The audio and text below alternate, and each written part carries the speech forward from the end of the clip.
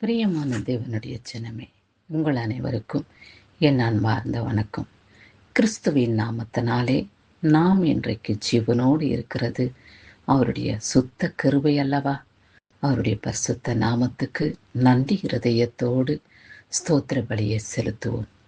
இந்த அதிகால வேளையிலே முதலாம் தேதியிலே இந்த நாளிலே கர்த்தர் நமக்கு என்ன வார்த்தை கொடுத்திருக்கிறார்? இந்த மாதம் முழுவதுமாய் அவருடைய இரத்த கோட்டைக்குள்ளே நம்மளை மூடி மறைக்க அவர் வெளிப்படுத்துகிறதான வார்த்தை என்ன என்று பார்ப்போம்.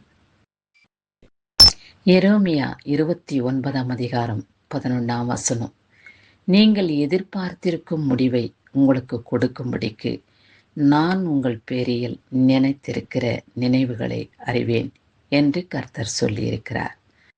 கர்த்தர் நம்மீது வைத்திருக்கிற முடிவு என்ன என்று பார்த்தோமானால் அவைகள் நன்மைக்கு ஏதுவான முடிவுகளே. அவர் நமக்கு தீமை செய்ய அவருடைய இருதயம் இடம் கொடுக்காது. நாம் ஆசீர்வாதமாய் இருக்க வேண்டும். நம்முடைய சரீரமும் ஆத்மாவும் ஆரோக்கியமாக இருக்க வேண்டும் என்றே அவருடைய சிந்தையாக நம் மீது காணப்படுகிறது. ஆகையால் தான் கர்த்தர் சொல்லியிருக்கிறார், நீ எதிர்பார்த்திருக்கும் சகல காரியங்களிலும் நான் உனக்கு கொடுக்கிற ஆசீர்வாதங்களை நினைத்திருக்கிறேன். என் மகளே, என் மகனே, ஏன் துக்கிக்கிறாய்? ஏன் வேதனைப்படுகிறாய்? ஏன் துக்கப்படுகிறாய்? இன்னமும் கர்த்தர் என் சத்தத்தை கேட்கவில்லையே, என் கண்ணீரை துடைக்கவில்லையே. மனிதன் பார்க்கிறபடி கர்த்தரும் என்னை பார்த்து விட்டாரா என்ற கேள்விக்குறியோடு ஏன் நிற்கிறாய்? என் மகனே, மகளே, நான் உன் பேரில் நினைத்திருக்கிற நினைவுகளை அறிந்திருக்கிறேன். மகனே, நான் உன்னோடு கூட இருக்கிறேன். மகளே, உன் பேரில் நான் நினைக்கிற நினைவுகள் பொய்யானதல்ல. அவை செயல்படாதபடி தோல்வியானதும் அல்ல. ஆகையாலே நீ தைரியமாயிரு, நான் உன்னோடு கூட இருக்கிறேன். உன் சரீர சுகத்தை, உன் ஆரோக்கியத்தை நான் அறிந்திருக்கிறபடியினாலே உன்னை நான் ஆசீர்வதிப்பேன். என்னுடைய சரீரம் பலனற்று இருக்கிறதே, எப்படி ஆரோக்கியமாய் இருக்கிறது என்று நினைக்கின்றாயா? உன்னுடைய சுகம், உன்னுடைய ஆரோக்கியம் என் கரத்தில் உள்ளது. ஆகையாலே அவைகளை சுகமாக்கவே நான் உன் அண்டையிலே வந்திருக்கிறேன். அவைகளை நான் புதிதாக்கவே நான் உன் அருகாமையிலே நிற்கிறேன். இந்த காரியத்துக்காக எத்தனையோ முயற்சி செய்கின்றேனே, எனக்கு செயல்படவில்லையே, என் காரியங்கள் நிறைவேறவில்லையே என்று சிந்திக்கின்ற ஒவ்வொரு மனிதனோடு கர்த்தர் பேசுகிற வார்த்தை, நான் உன் எதிர்பார்ப்புகளை அறிந்திருக்கிறேன். உன்னுடைய சிந்தனையின் நோக்கத்தை அறிந்திருக்கிறேன். உன் நினைவுகள் என்னுடைய பார்வையிலே காணப்படுகிறது.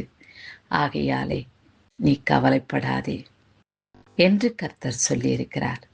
அவருடைய வார்த்தைக்கு நாம் இணங்கி நாம் தைரியத்தோடு, சமாதானத்தோடு, மனமகிழ்ச்சியோடு வாழ்வதே கர்த்தருடைய சித்தமாய் இருக்கிறது என்று நாம் அறிந்து உணர்ந்து, அப்படியாய் நம்முடைய வேதனைகளை மறந்து, நம் துக்கங்களை, அவமானங்களை, நிந்தனைகளை, வியாதியின் பிணிகளை நாம் மறந்து கர்த்தரையே நோக்கி இருப்போம். ஆண்டவரே, என் மீது எப்பொழுதும் நினைவாகவே இருக்கிறபடியினாலே உம்முடைய பரிசுத்த நாமத்துக்கு கொடான கோடி ஸ்தோத்திரம் என்று நாம் ஏறெடுப்போம். நம் பிள்ளைகளின் மீது, நம் சகோதரர்கள் மீது, நம் பெற்றோர்களின் மீது அவர்கள் எப்படி இருப்பார்களோ, என்ன செய்கிறார்களோ, கஷ்டப்படுகிறார்களா, வேதனைப்படுகிறார்களா, சாப்பிடுவதற்கு கூட அவர்களுக்கு வசதி இல்லாமல் இருக்கையில் அவர்களுடைய துக்கம் எப்படி இருக்கும் என்றெல்லாம் மனிதனே சிந்திக்கும் போது கர்த்தர் நம்மை சிந்தியாது இருப்பாரா? நம்மை நினைவு கூறாது இருப்பாரா? அதை மாத்திரம் மறந்துடாதீங்க. கர்த்தாவே, நீர் என்னை நினைக்கிறபடியினாலே, என்னுடைய முடிவுகளை ஆசீர்வாதமாய் மாற்றுகிறபடியினாலே, ஆரோக்கியமாய் என் சரீரத்தை நீர் மாற்றுகிறபடியினாலே உம்முடைய பரிசுத்த நாமத்துக்கு கொடான கோடி நன்றி என்று அவருக்கு நன்றி பலி மாத்திரம் செலுத்துங்கள். நான் எத்தனையோ நன்றி பலிகளை செலுத்தி விட்டேன், என் காரியம் நிறைவேறவில்லை, என் சரீரத்தில் சுகம் கிடைக்கவில்லை என்று ஏமாந்து நிற்கிறோமே என்று சிந்திக்க வேண்டாம். ஒரு காலம் இயேசு கிறிஸ்து உங்களை ஏமாற்றுகிறவர் அல்ல.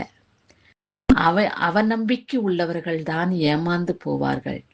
முழு நம்பிக்கையோடு முழு விசுவாசத்தோடு அவரை நாம் பின்பற்றும் பொழுது அவர் நம்மீது நினைத்திருக்கிற நினைவுகளை ஆசீர்வாதமாய் மாற்றுவார் என்று நாம் அறிந்து கொள்ள வேண்டும். சரி, இந்நாளிலே பிறந்த நாளையும் திருமண நாளையும் காண்கின்றவர்களை கர்த்தர் ஆசீர்வதிக்கவே ஆசீர்வதித்து இந்த மாதத்தின் 1ஆம் தேதியிலிருந்து இந்த மாதம் முடியும் வரை அவருடைய கிருபையுள்ள கரம் உங்கள் அனைவரோடு கூட இருந்து பாதுகாத்து ரட்சித்துக் கொள்ளும். ஆகையாலே கர்த்தரிடத்திலே உம்முடைய காரியங்களை ஒப்பு கொடுத்து விடுங்கள்.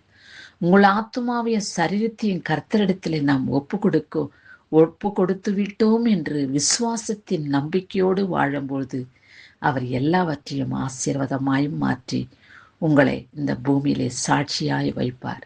கர்த்தாவே, என் விண்ணப்பத்தை கேட்டு எனக்கு நீர் கொடுத்த நன்மையான வார்த்தைகளுக்காய் ஆசீர்வதிக்கப்பட்ட சொற்களுக்காய் உமக்கு ஸ்தோத்திர பலி செலுத்துகிறேன் என்று நன்றி இருதயத்தோடு இந்த மாதம் முழுவதுமாய் கடந்து வருவோம்.